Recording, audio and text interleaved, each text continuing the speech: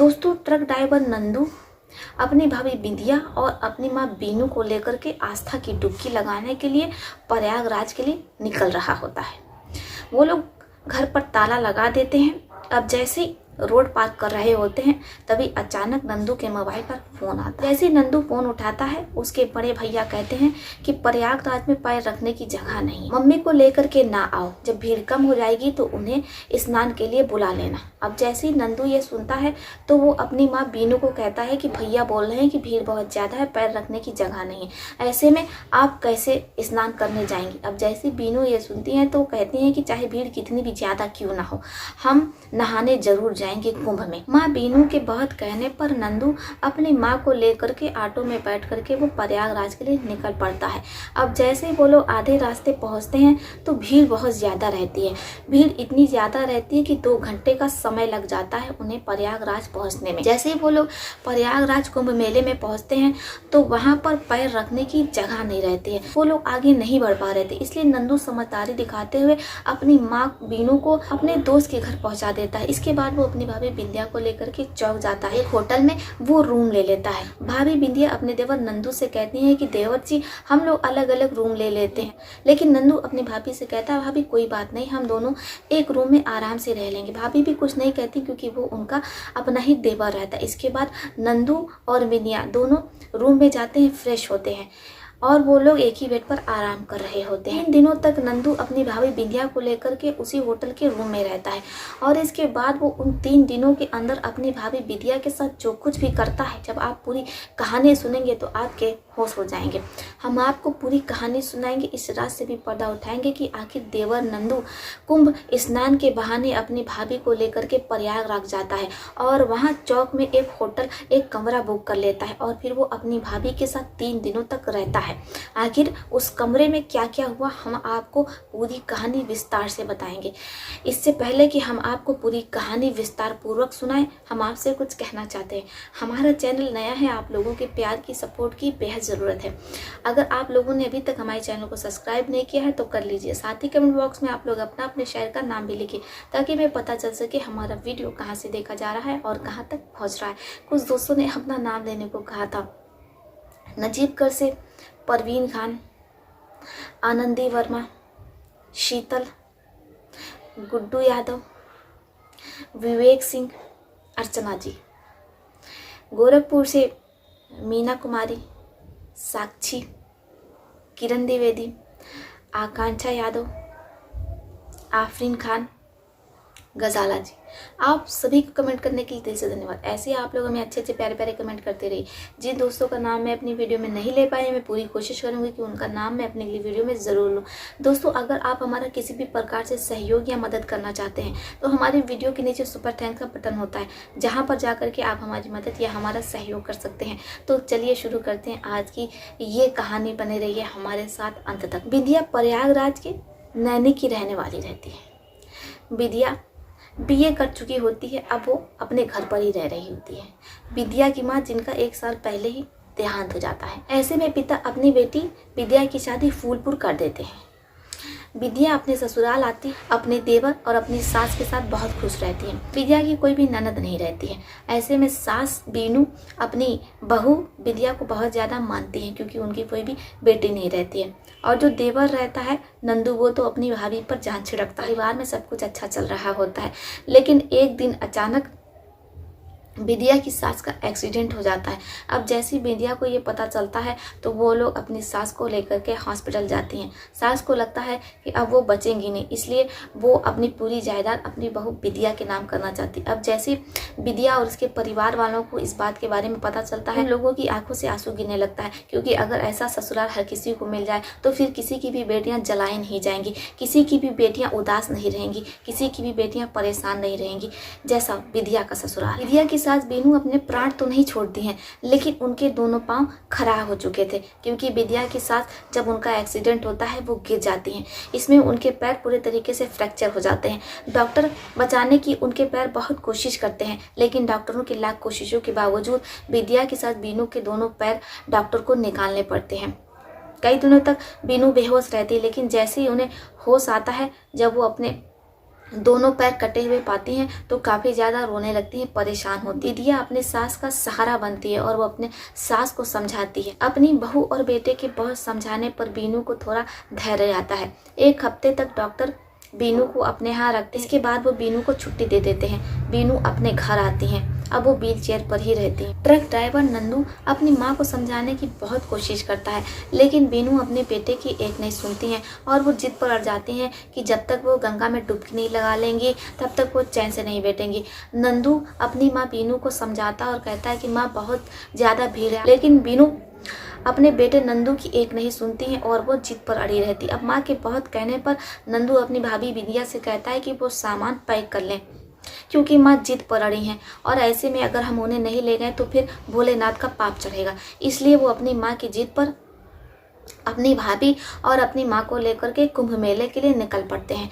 लेकिन अभी वो लोग आधे रास्ते पहुंचे होते हैं, तभी बिंदिया के पति का फोन आता है। पति ये साफ कर देता है कि बिंदिया अपने साथ माँ को लेकर के ना जाए, क्योंकि वहाँ पर भीड़ बहुत ज़्यादा है, पैर रखने की जगह नहीं। ऐसे में अगर वो लोग माँ को लेकर के जाएंगे, कुछ अनहोनी हो गई तो फिर क्या होगा। बिंदिया कहती है कि हम लोग माँ जी को समझाने की बहुत कोशिश कर रहे हैं, लेकिन माँ जी हमारी एक नहीं सुन रही, लीजिए आप ही बात कीजिए। इसके बाद बिंदिया अपनी सास बीनू को फ़ोन दे देती है।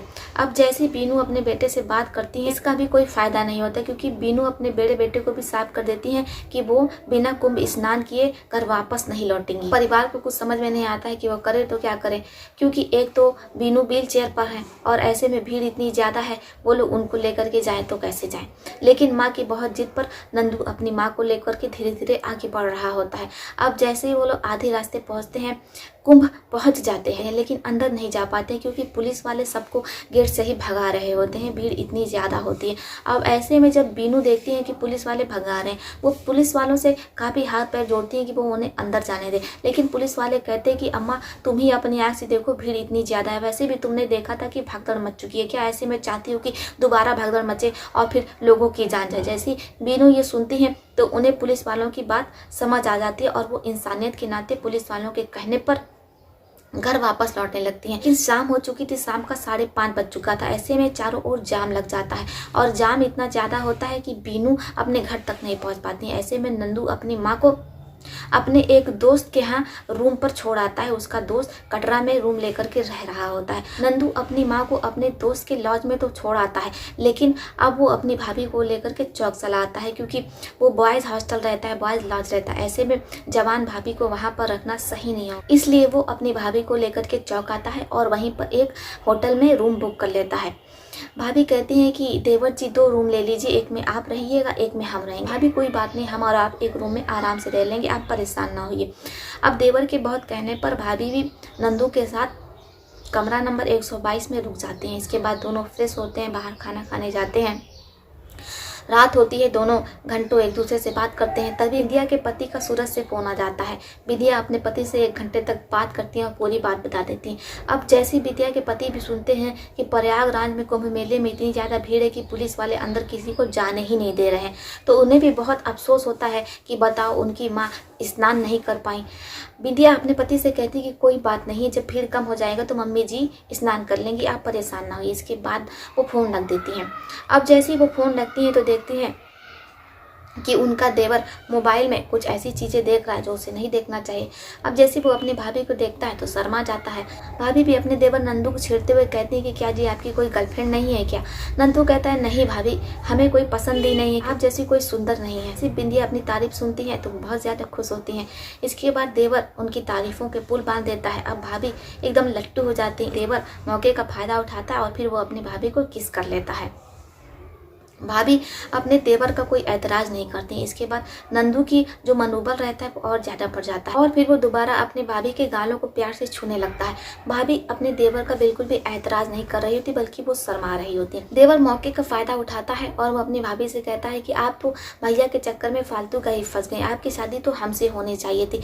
हमने तो आपको जब पहली बार देखा था, जब हम आपके घर भैया के लिए आपको देखने आए थे, तभी आप हमें इतनी पसंद आई थी, क्योंकि आपका टाइप एकदम हमारे जैसा। कहाँ भैया पुराने ख्याल के हैं और वो इतने ज़्यादा स्मार्ट भी नहीं। हमें देखिए, हमने कितनी अच्छी बॉडी बना रखी है, स्मार्ट लगते हैं। ऐसी गाँव की कोई लड़की नहीं है जो हमसे बात नहीं करना चाहती है या हमारी गर्लफ्रेंड नहीं बनना चाहती है। अभी अपने देवर नंदू के कान पकड़ कर कहती है कि देवर जी, आप बात तो बिल्कुल सही कह रहे हैं। नंदू अपनी भाभी की भावनाओं को भांप लेता है और फिर वो अपनी भाभी के साथ उस होटल के कमरा नंबर 122 में वही सब कुछ करता है जो कि उसके भैया अपनी धर्मपत्नी के साथ बंद कमरे में किया करते थे। पूरी रात भाभी और देवर के बीच में वो सब कुछ होता है जो कि नहीं करना चाहिए। अब जैसी सुबह होती है, विद्या की नींद खुलती है, वो अपने बगल में ही अपने देवर को सोया हुआ देखती हैं तो काफ़ी ज़्यादा शर्माती हैं और उन्हें लगता है कि उन्होंने कितनी बड़ी गलती कर दी है। इसके बाद वो अपने देवर को चाय के लिए उठाती हैं। दोनों आपस में चाय पी रहे होते हैं। भाभी देवर से कहती हैं कि देखिए देवर जी, जाने अनजाने में हमसे और आपसे बहुत बड़ी गलती हो गई है। जब आपके भैया को अगर किसी तरीके से पता चल गया तो आपके भैया तो हमें तलाक ही दे देंगे। अभी आप चिंता मत कीजिए, भैया को कुछ भी नहीं पता चलेगा। इंदिया अपने देवर का हाथ पकड़ लेती हैं और कसम दिलवाती हैं कि आज के बाद वो उनके साथ ये सब कुछ नहीं करेगा। वो दोनों एक दूसरे के साथ कभी भी ये सब कुछ नहीं करेंगे। नंदू अपने भाभी से वादा करता है। इसके बाद वो लोग अपने गांव वापस आ जाते हैं, यानी कि फूलपुर वापस आ जाते हैं। ऐसे ही समय बीत रहा होता है, लेकिन नंदू खुद को रोक नहीं पाता है। जब एक दिन उसकी भाभी बिटिया नहा करके आती हैं और धूप में अपना बाल सुखा रही होती हैं। इधर बीनू जो पड़ोस में गई रहती है, घर पर कोई नहीं रहता। अब ऐसे में वो खुद को रोक नहीं पाता है, क्योंकि नंदू 2 महीने बाद ट्रक चला करके लौटा हुआ था। अब ऐसे में वो इतने दिनों बाद जब अपनी भाभी बिंदिया से मिलता है तो उनकी खूबसूरती देख करके दंग रह जाता है।